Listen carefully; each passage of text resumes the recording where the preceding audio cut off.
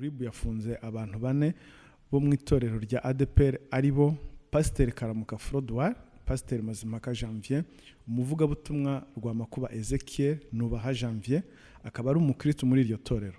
Bakekwaho icyaha cyo guhimba no gukoresha inyandiko mpimbano no kuba icyitso kuri icyo cyaha. Ibi byaha bakekwaho bakaba barabikoze ubwo bahimbaga urutonde rw'abayoboke ba ADPR bagashyiraho imikono y'impimbano. Ibiri biri gukeka byatumye ibata muri yombi bikabahama. Icyo gita gikuraho 100% yuko iri shyaka bari kurwana ari iry'Imana. Nyumusanze ryari ishyaka se jowe gutese nyine rikaba shyaka riba mw'ibyaha. aho si ishyaka ryabakoresheje amakosa ko urukundo rwinshi bakunda Imana ati turumva noneho biturenze turemera tugereke n'abantu kwiyi baruwa ariko Imana ibona icyubahiro. Nta shyaka ribamo ibyaha. Niba ubwo bakikurikiranwe ntibirabahama n'ubundi twe twaje kwemeza mu butabera. Yego Ariko nibibahama ngo yewe kintu cyazanye ibice muri ryo kikarisuzuguza abataririmo. Yewe kintu cyazanye icyo kintu shaje we cyazanye ibice muri cyazanye ibice muri ryo kikarisuzuguza. Ubuzima tubamo none bushingira ku mahitamo y'ababyeyi bacu y'ejo hashize. Ubuzima abana bacu bazabamo ejo hazaza bushingira ku mahitamo yacu y'uyu munsi. Amwe mu mahitamo ntasimburwa no guhitamo neza ishuri umwana wawe akwiye kwigamo, ishuri rirera umwana wuzuye, ishuri rihagarara mu mwanya w'umubyeyi, ishuri ryigisha guhuza umutwe, umutima n'ibiganza. Iryo shuri nta handi warisanga uretse muri Authentic International Academy Kicukiro. Authentic International Academy Kicukiro, ishuri ritanga uburezi bufite ireme, rigatoza kubaha no gusabana n'Imana no gushyira mu bikorwa ibyo yigishijwe. Ishuri Authentic International Academy Kicukiro riherereye mu murenge wa Niba, akarere ka Kicukiro. Nyaruka wandikisha umwana wawe imyanya itarashira. Ushaka ubundi busobanuro wabariza kuri nimero 078885 cyangwa ukatwandikira uciye ku rubuga rwacu wa eshatu@aia.ac.rw. Inshuti bakunzi ba Iyobokamana TV, turabasuje mu izina rya Yesu Kristo. Ni kwa kundi mumenyere ko tugera gutya tukazana abantu batandukanye maze tukabasha kuganira nabo. Murabona rero ko twicaranye na Bikemu ni umuntu dusanzwe dukorana ibiganiro bitandukanye, tuba tugenda tuganira ku bintu bigeye bitandukanye nyine bijyanye n'ibiba bigezweho cyane mu ruhando rwa gospel. Ndamuzanye rero n'ubundi kugira ngo tuganire. Ni munyemerere dutangire tubasuhuza aho muherereye hose, abari mu ntara y'Amajyepfo n'Amajyaruguru, Iburengerazuba ndetse n'Iburasirazuba, mu mujyi wa Kigali ndetse no muri diaspora cyane duhereye mu bihugu duturanye, i Burundi, Tanzania, Kenya, Uganda, Congo ndetse n'ahandi mudukurikira muri mu bihugu by'umugabane wa Afurika kure, ndetse no ku yindi migabane muri Canada, Amerika, muri Australia, ku mugabane w'i Burayi ndetse no ku mugabane wa Aziya. Harundi nibagiye Bike n'abandi ubwo biyumvise n'abandi nibagiwe ubwo bariyumva. Reka rero mwese tubasuhuze tuvuga ngo Imana nikomeze guhira imirimo y'amaboko yanyu. Tubifurize weekend nziza. Wowe ureba ikigano nk'icyo ukabubabaye, urarwaje cyangwa urashonje, uri mu bihe byawe bibi, bya bihe bavuga ngo Imana yagiye he, ko yanyibagiwe, byagenze gute? Ntabwo yakuretse, nta nubwo yakwibagiye. Nubwo bimeze gutyo, hari ibyiringiro yo kwizagutabara, nk'uko ijambo ryayo rivuga ngo Imana niyo yababaza umuntu ntibikora iteka igera ikamugirira ibambe, ikamwishimisha ibyishimo bingana n'igihe yababarijwe imyaka y'ibyago ikayivunja mu ibyishimo. Naho rero wowe wishimiye, uri mu bihe byawe, warasubijwe, amasezerano yarasohoye, umeze neza pe, bya bindi bavuga ngo uraryoshye, ujye ukunda gutabara abantu bababaye, kubera ko wa muririmbyi yateye indirimbo baravuga ngo abantu bajyana na Yesu gutabara abandi nibo bazagabana ku mugisha w'Imana. Bike, banza udusengere ubundi uragize Imana iki kiganiro tugiye gukora kugira ngo ize kubana natwe. Turagushimiye Mwami Yesu Kristo, tugushimira bazi zawe n'uburinzi bwawe ku buzima bwacu. Waraturinze, uratwambika ndetse uratugaburira, warinze ubugingo bwacu, warinze amagufa yacu ntihagira na rimwe rivunika. Ibyo bishimirwe. Tuje imbere y'ubwiza bwawe, tuje kuganira n'ubwoko waremye, reke ntaba ari twe tuganira ku bw'amarangamutima yacu, ahubwo umwuka wera atuganiriza ibyo tubwira aba bantu kugira ngo ibyo tuvuga bibashe kungura itorero ryawe. Mu izina rya Yesu Kristo byabasha urakoze. Amen. Bite waramutse? Komera rero. Umeze neza? Uraho manwe? Ndaho kabisa, ndashima Imana. Murakomeye? Ukoze intro kabisa iryoshye. Nuguhumuriza. Ariko abari ndende. Nibyo bisawa. Isi yose no kuyisuhuza. Isi yose no kuyisuhuza nkanayihumuriza yose. Bose nje ko nabantu bampumuriza. Ubu nzahumurana. Ukeneye ihumurizo? Mwagiye mumpumuriza nanjye. Humura. Umeze ute se bikemu we? Uramutse ukoze urutonde rw'abantu bameze neza. Nakwisangaho. Imana meze neza, ndashima Imana. Ndi umukristo. Imana idindiye i Kigali. Surumva ntameze neza? Ndabona umeze neza rwose. Ndahumeka umwuka w'abazima. Weekend bite? Iyi weekend ni hatari. Ni danje pe. Ni fire. Umuntu ashatse ayita special weekend. Umuntu ashatse ayita weekend idasanzwe kabisa. Iyi weekend ni fire. Narimo nkubwira ati umuntu ashatse ayita idasanzwe. Harimo n'agatogo. Harimo ibyiza, harimo ibibi ku bandi, n'ibindi byiza ku bandi. Harimo ibidafite ishusho bikeneye guhabwa ishusho kugira ngo byumvikane binagaragarira abantu. Ese igitaramo cy'igihugu kigezeho abantu? Igitaramo cy'igihundwe korali Jehova Jire Pst ISAIE Iyerika ku wa gatanu w'umunsi w'ejo yahagurutse hano i Kigali yerekeza igihundwe. Ubu yaraye mu masengesho, yaraye ku karago basengana n'abantu hari igihundwe nyine ku itorero ryitwa Umubyeyi. Yonkeje andi matorero yose yo muri ADPR kuko niryo ryabanjirije. Hamwe bagiye kubaka urusengero muri ya nkuru twavuze ko bwashize. Rero bari mu masengesho uyu munsi, bari bukomeza ibikorwa bitandukanye birimo kuganira n'abanyeshuri baturutse mu bigo bitandukanye byo mu karere ka Rusizi. Biraba birimo kandi yuko nyuma saa sita bukomeze igitaramo cy'imbatura mugabo hariya nyine igihundwe hariya hafi yaho bagiye kubaka urusengero kizanakomeza ku munsi w'ejo. Kwihuta i Kigali naho tugaruka i Kigali. Reka tuzi i Kigali tubwira abantu ko Draps Bande uyu mugoroba yashyizeho akadomo ka nyuma kavuga ngo turiteguye nejo ku cyumweru. Imiryango iruguruye, bafunguye hariya ku Gisozi, abasekirite bahageze. Ikintu cyose kiri ku murongo. Bo bari kuvuga ati man uyu munsi urashyika ku Gisozi kuri Ntare Arena. Kwinjira ni 5,000. Tekereza 5,000 bikakubuza kunezererwa Imana. 20 yego na 50 gitanu koko ushobora kuba utaragura tike yawe cyane. Hari uburyo nyine bari kugenda bazigura zira ahantu hatandukanye cyane rwose. Aho hantu hose ushobora kuzibona mu mujyi kuri Samsung 250 n'ahandi hatandukanye hose izo tike ziri kuhaboneka. Na wa muhanzi wo muri South Africa yaraje cyangwa wumvise uri ya muhanzi ngiye nasogongeho gatoya nigeze cahanu basa n'abarepeta ndabati mana yanjye ko mbona ari byiza uyu munsi ku cyumweru bizaba bimeze gute. Nuko rero nyuma rero y'iyi weekend hari ibindi bitaramo byamaze kumenyekana. Korara ababibyi kuri ADPR Remera turi kuwa gatandatu uyu munsi mu kanya saa 8. Ibintu bigiye kubera kuri ADPR Remera abana bazabibwira n'ubuvivi. Korara ababibyi yiteguye amarepetisiyo, ibintu byose bimeze neza. Abaririmbyi biteguye bambaye ama uniform. Mbega kuri ADPR Remera imiryango irafunguye itegereje ko abantu binjira. Biraba uyu munsi nejo ku cyumweru igitaramo kizakomeza. Urabizi se ko bazabana na Holy Nation y'Igatega izabihari kuri ADPR Remera n'umwigisha Munyonyo ndumva ari uzabwira ibyo Paul Harjara banza ari Jean Paul w'inyarugenge. Ababibyi rero bariteguye mu kanya kuri ADPR Remera tugahurire turamye Imana tunayihimbaza. Nuko hahurira rero kandi reka tubabwire yuko ku itariki 17 z'ukwezi kwa 12 mu mwaka w'2023 Beka Arena nyuma yo kwakira korali Shalom ya ADPR Nyarugenge dore kari yabimburiye amakorali gukora bibitaramo. Korali do Kigali nayo rero yo muri Kiliziya Gatolika igiye naho kudutaramira. Bizaba ari ibintu bikomeye kabisa bishyushye kandi hazaca uwambaye mugani wa babandi. Ni igitaramo cyiza cyane kizaba gisobanutse. Korali do Kigali ku itariki 17 z'uku kwezi muri Beka Arena. Amatike araboneka kuri wawa.tv ticket.rwa ukagura amatike nyine atandukanye, harimo ugenda umenya amoko yayo mu buryo butandukanye.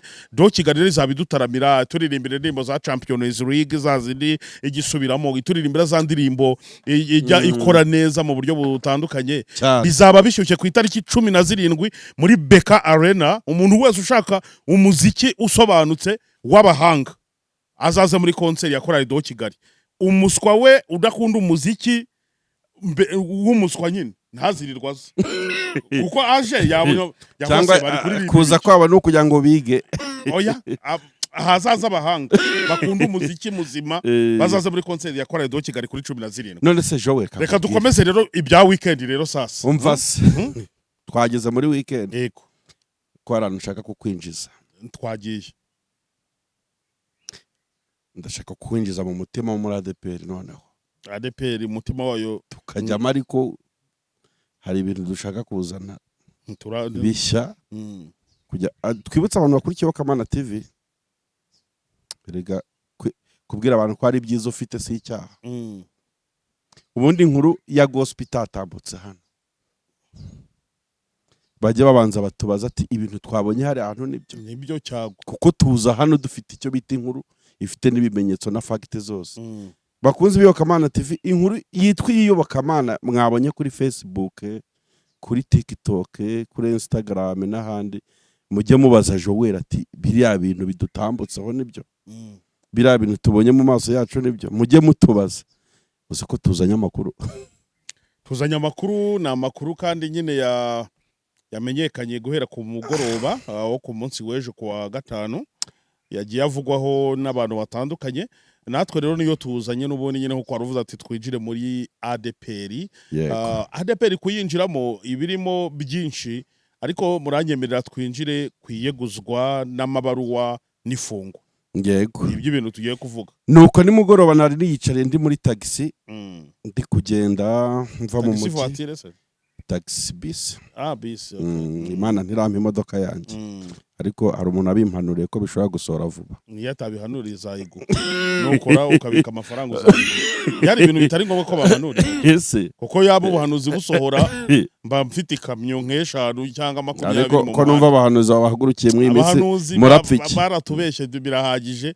Njewe jo bundi nari mfite amakayi 16 yuzuye ubuhanuzi y'impapuro 48 zigenda zuzura ndambika.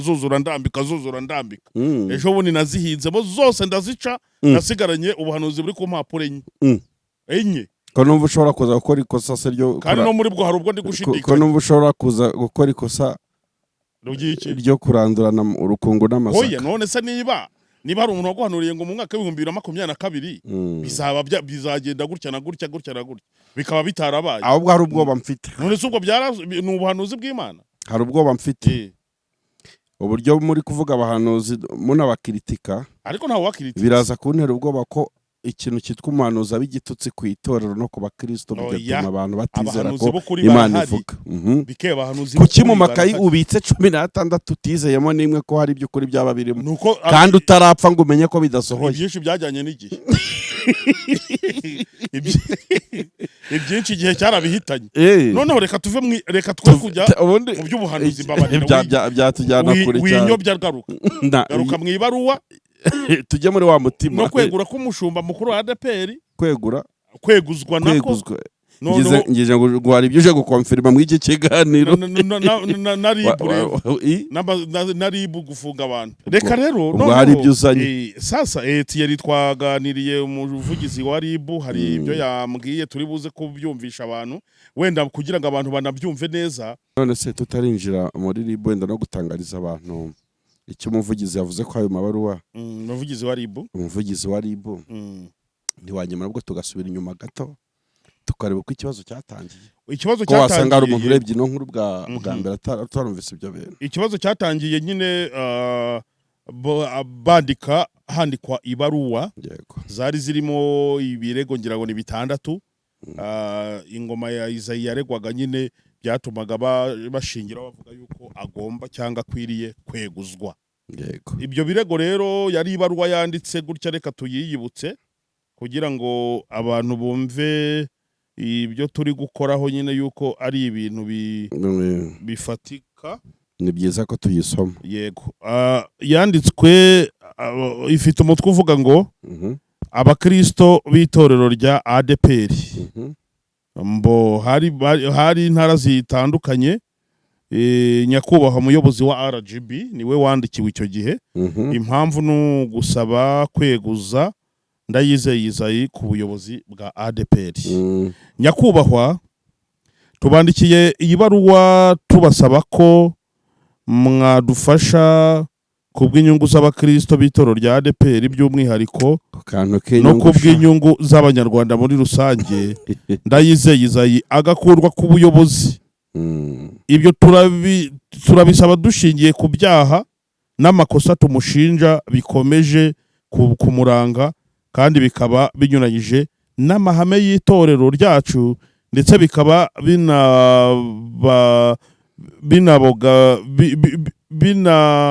binahabanye n'indangagaciro za ndi umunyarwanda. Yego. Urugero rw'ayo makosa kujya ku buyobozi binyuranyije n'amabwiriza ya ADPR. Kabiri, kwimikwa na ukiyamuka atari bo biteganijwe. Gatatu, kwirukana abapasiteri abavuga butumwa nta mpamvu. Kane, kugurisha imitungo y'itorero uko ashatse.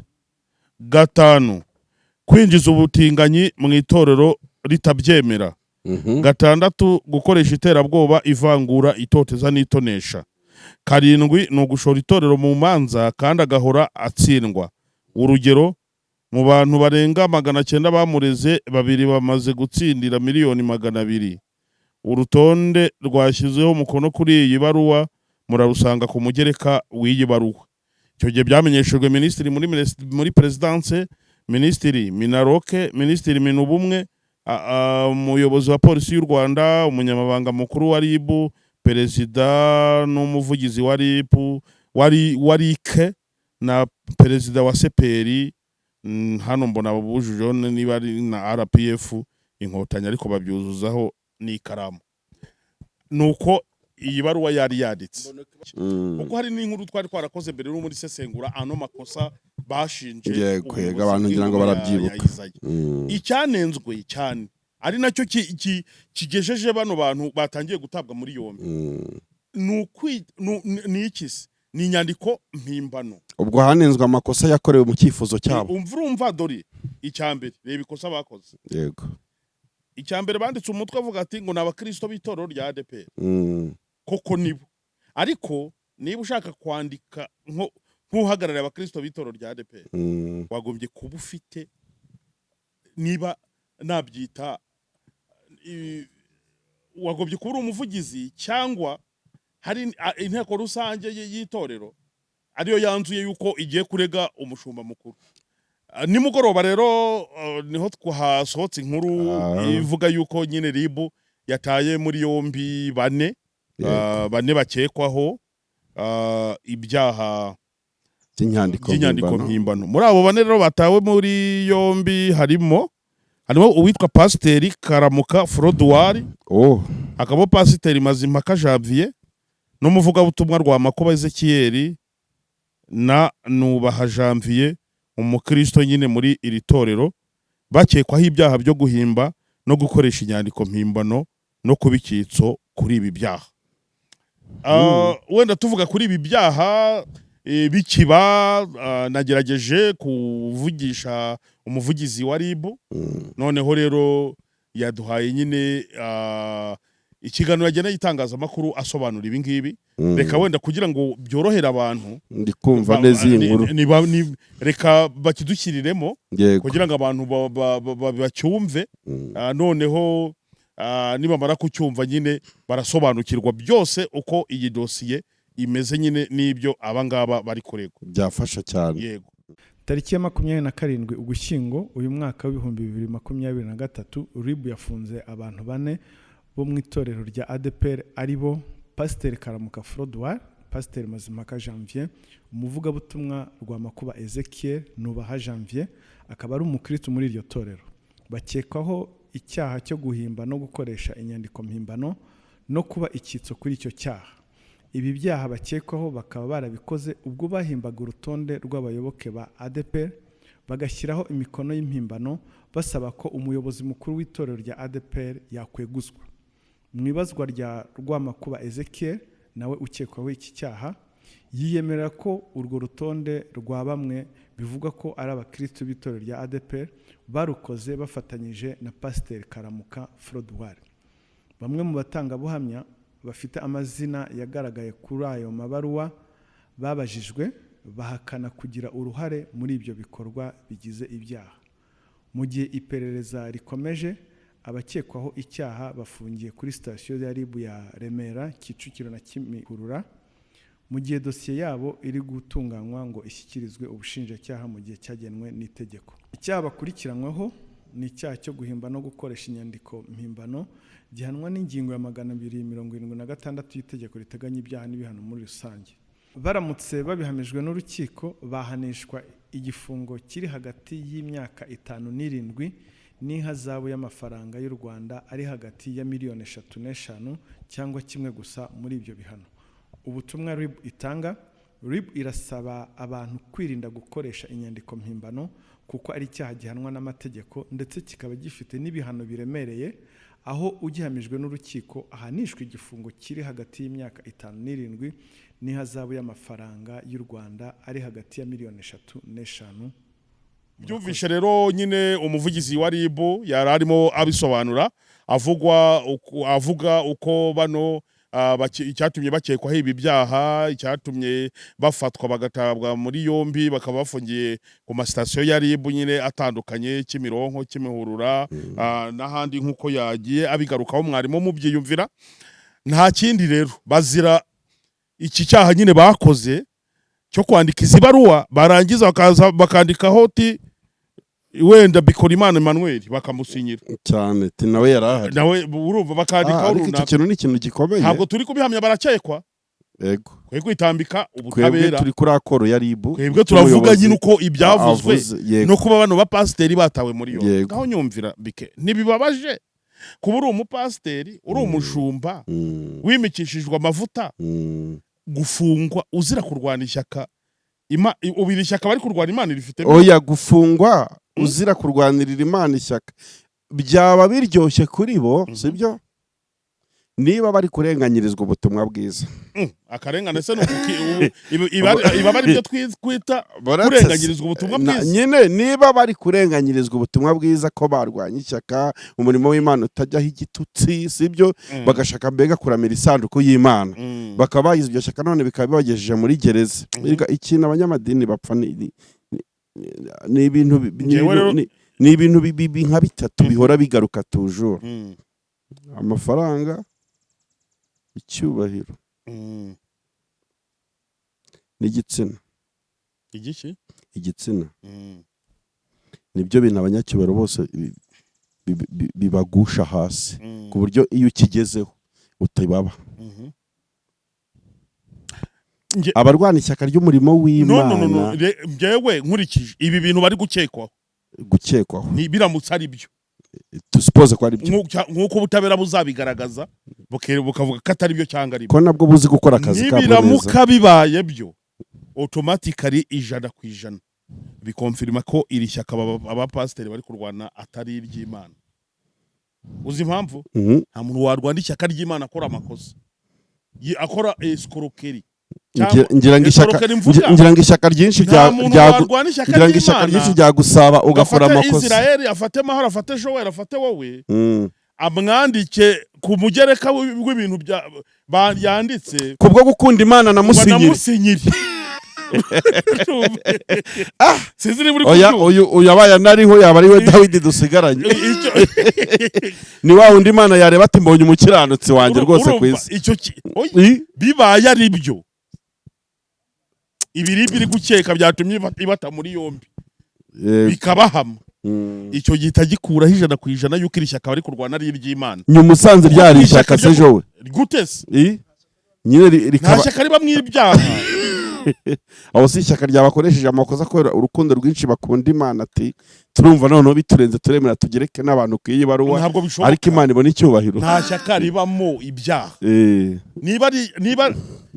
niba ubwo bakikurikiranwe ntibirabahama n'ubundi twe twaje kwemeza mu butabera yego ariko nibibahama yuko aya makosa bayakoze baza bari kurwana ishyaka bazabiza bigaragara ko bari bari kurwana ishyaka ry'inyungu zabo ku giti cyabo ariko katari ishyaka ry'Imana bari bari kurwana kuko ishyaka ry'Imana nturirwa rukora ibyaha cyangwa gukora amakosa ubundi jowe uriya mugereka nubwo utari kugaragazwa uyu munsi wisanzeho ko nawe wasinyiwe ubwo wese umuntu wabwiye ngo uriho bitari burage hari umuntu wabwiye ngo bikora Imana Emmanuel uriho wowe no nanjye cyakireka niba ari undi ubwo wasanga ari undi buriya se ndazwi cyane ku buryo banekerejeho cyangwa urimo ubwo nanjye nari gukwanjye oya ntabwo ari ukure gukwawe ahubwo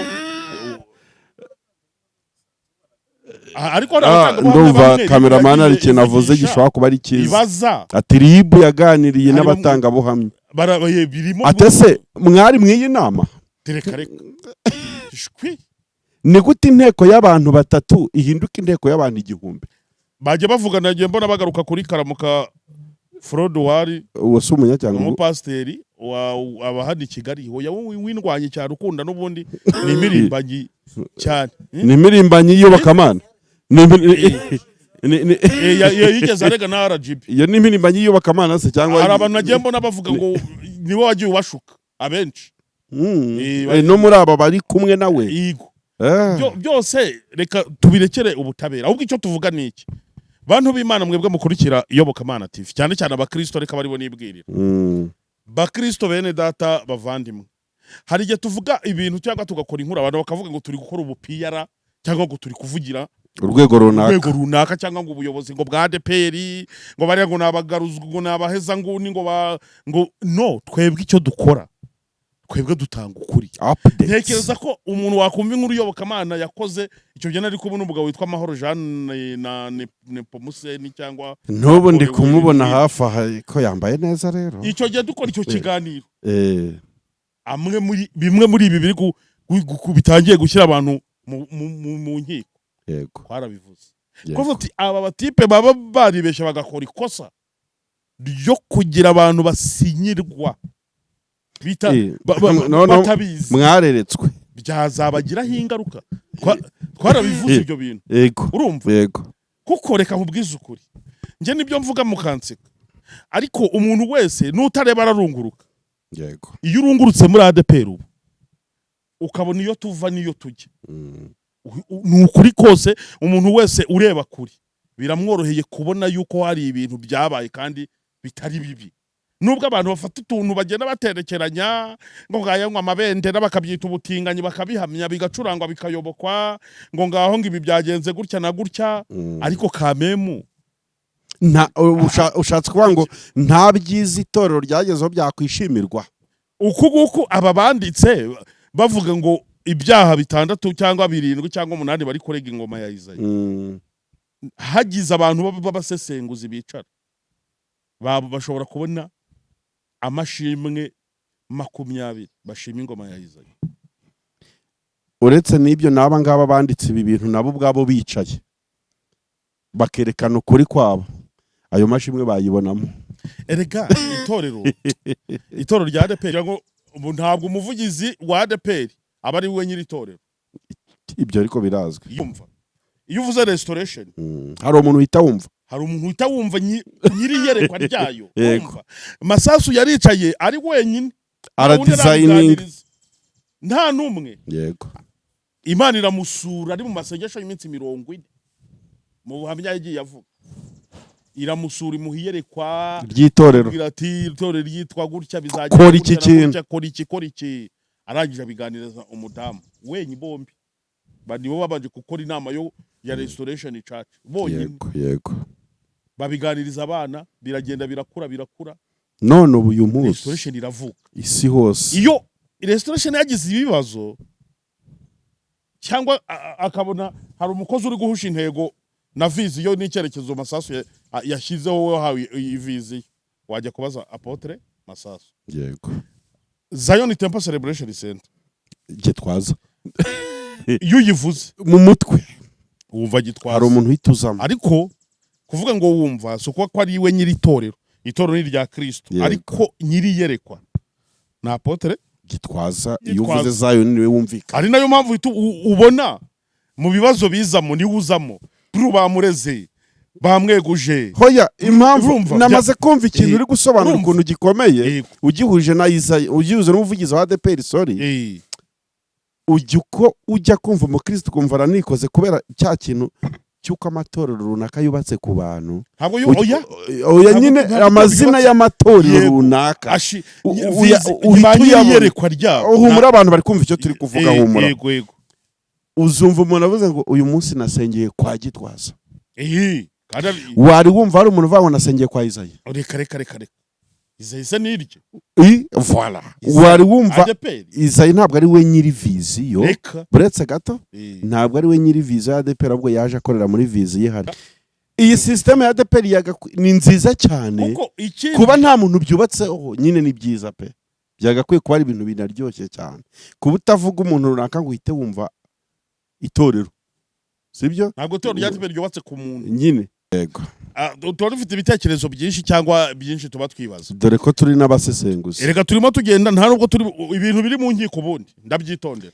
Nta n'umuntu ariko ukwiye kwanzira ibiri mu nkiko kuko ibi ngibi ntabwo ibivuga mwumvishe umuvugizi wa Niba yavuze ngo birakekwa. Abakekwaho. Ubwo wasanga atari nabyo se. Icyo nabwira abakristo rero ni iki? Abakristo mukwiye gusengera itorero ry'Imana, mugakobera kandi mushikamye, mukareka kujyana na byacitse byayogereye, cyangwa kugendera mu kigare cy'abantu bari guharanira cyangwa bafite inyungu zabo mu bintu, ngo babe bakubagumura abakristo kandi itorero nta kibazo rifite ritekanye cyane.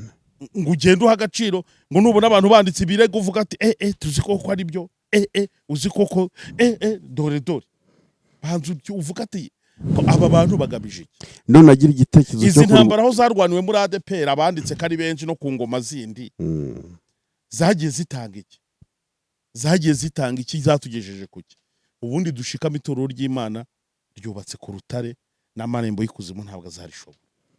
Ngewe nicyo nabwira abakristo bari kunyumva, icyo nabwira rero abantu basinyiwe niba bahari nibihangana, ubutabera buzabarenga nura niba bahari. Icyo nabwira abarwana nababwira gusubiza inkota mu rwubati. Intambara abarwana yari ikwiye kuba iy'umwuka kurusha kuba iy'umubiri. Ntabwo ari ukabakiranutsi barwana. Ntibahindura umuvumo. Bagira uburyo bagenda, bagira uko bavuga, bagira uko bakora. Cyane. Twe kwiteza rubanda ngo ADPR byadogereye kandi nta kibazo kirimo. Kandi umuririmbyi yaravuze ngo yewe kintu cyazanye ibice muri ryo kikarisuzuguza abataririmo. Yewe kintu cyazanye. Icyo kintu shaje we cyazanye ibice muri cyazanye ibice muri ryo kikarisuzuguza abataririmo, nyamara bera baryo bahora bari maso, babwira umwami byaryo ngo azarirengere. Dore umurongo dukwiye kugenderamo. Abera baryo bahora bari maso babwira umwami Yesu. Twagakwiye kumva Mana ngwino urirengere. Twagakwiye kubumva mu misozi no mu butayu no mu mazi nimba bigishoboka, bari kwinginga bamara iminsi 3 ine batarya bavuga ati Mana rya torero ryawe dore ibyahajemo ibizira. Naho kwandika amabaruwa, kujya kwandika, kuyakoreramwe amakosa, gusigira abantu mudukurire uyu muntu, warangiza ukazanamo na BKM ushaka bavuga ati na BKM muri iyi nteko twemeje ko yarari matara. Ubwoba ahubwo ko ribu mu iperereza ryayo nirikomeza ishobora kuzafunga n'abandi bantu. Ubwo uzi ko nanjye ubugize ngahita uzi ko ubugize ngahita mbugira we. Ntabwo mbizi siko sindi ubugenzacyaha ndetse babafungute abafungute basanze hari bandi bakoze amakosa erega ushobora gukora amakosa ari benshi urumva abageretswe ku mugereka basinyiwe ariko bari netre gute abashyizwe ku mugereka batabizi batabifitemo uruhare bagasinya nyine bari netre nibyo mvuga wibuka ko ari nabo bakoze ko aba bantu ahubwo hajya abandi ababasinyiye dosiye turi hari y'aba bantu n'ubundi batanazwi muri ibi bintu batari kumenyekana mu itangazamakuru. Twebwe rero ntabwo tubereyeho kukumvisha ibyo tuvuga ahubwo tubereyeho kuvuga ukuri kwacu noneho ko kuri kwacu kukagufasha muri analize zawe noneho bigatuma ugira icyo utoramo. Ntabwo ibitekerezo byacu dutambutsa ari imyanzuro ku kibazo kiriho ahubwo nyine ni ibitekerezo ushobora gusuzumwa bikareba niba byavanwamo imwe mu myanzuro. Abera bitorero bahora bari maso basaba umwami Yesu ngo aze aregera itorero ry'Imana. Wowe kuvuga ko ukunda ADPR cyane wakoze iki ku bwayo? Yego kandi uvuga ko kuyivuga ukaba ukiyirimo. Uvuga kuvuga ko ari imbuka butayisohokamo icyo kintu kiri cyaraguha bakubeshya. Wahaye iki torero mu mwanya wawe wo gusenga urarisengera urarisabira. Reka dusengera itorero ry'Imana. Ese abataririmo iyo bumva ibi bintu buri kanya bagira inyota yo kurisamo cyangwa uretse reka ko itorero ry'Imana nta n'ikibazo rifite. Ese ubundi itorero ry'Imana niki? Erega itorero ry'Imana nawe nuko ndi kumva ushaka kuryitiranya na ADPR. Oya nyine ndi kuvuga ADPR ni dini ni church sibyo? Ni itorero ni dini ribitse umugeni wa Kristo. Ariko turi kuvuga ADPR turi kuvuga ADPR uyu munsi turi kuri ADPR nuko utaza kubiyamwa abantu ko icyo kintu itorero ry'Imana abantu bakumva ko abatari muri iri ngiri bo nta torero barimo bya Kristo. Ngira ngo ni nahangaha dusozereje kino kiganiro kandi ikiganiro nk'iki nakagaruka ku Iyobokamana TV tuzakomeza tuganira ibintu byinshi nyine twagiraga ngo tubahereza amakuru muri introduction twababwiye uburyo nyine amakuru yasakaye yuko Ribu yataye muri yombi abapasiteri ngira ngo harimo babiri n'umuvuga butumwe n'umukristo usanzwe n'abantu bane bakurikiranyweho nyine cyangwa bakekwaho guhimba inyandiko mpimbano nyine aho bagiye bandika amazina y'abantu maze barangiza bakanabasinyira aba bantu rero uko nyine ari bane iyo icyaha kibahamye bike ese nyine bahanishwe icyaha cyo guhimba no gukoresha inyandiko mpimbano gihanwa n'ingingo ya 276 y'itegeko nomero 68 agakoni 2018 ryo kuwa 30 z'ukwa 8 2018 iteganya ni ibyaha n'ibihano muri rusange. Baramutse babihanijwe rero n'urukiko bahanijwe igifungo kiri hagati y'imyaka 5 n'irindwi n'ihazahabu ya miliyoni ziri hagati y'eshatu n'eshanu z'amafaranga y'u Rwanda cyangwa kimwe gusa muri ibyo bihano. Ribu rero irasaba abantu bose kwirinda gukoresha inyandiko mpimbano kuko ari icyaha gihanwa n'amategeko ndetse kikaba gifite n'ibihano biremereye. Attention, ntabwo butabera buzashyiramo inyoroshyo ngo nuko ari abapasiteri. Oya, amategeko imbere y'amategeko abantu bose nibibahama bamwe tuzababona bamanuwe abandi cyangwa tubone baciye amahazahabu nyine n'ibiki byose. Urumva rero ni hatari ntabwo byoroshye bike. Kandi abo bantu bafite umujyanama. Rero ngira ngo ahangaha ari naho twasozereza kino kiganiro. Mwakoze cyane kudukurikira. Ikiganiro nk'iki nakagaruka ku Iyobokamana TV.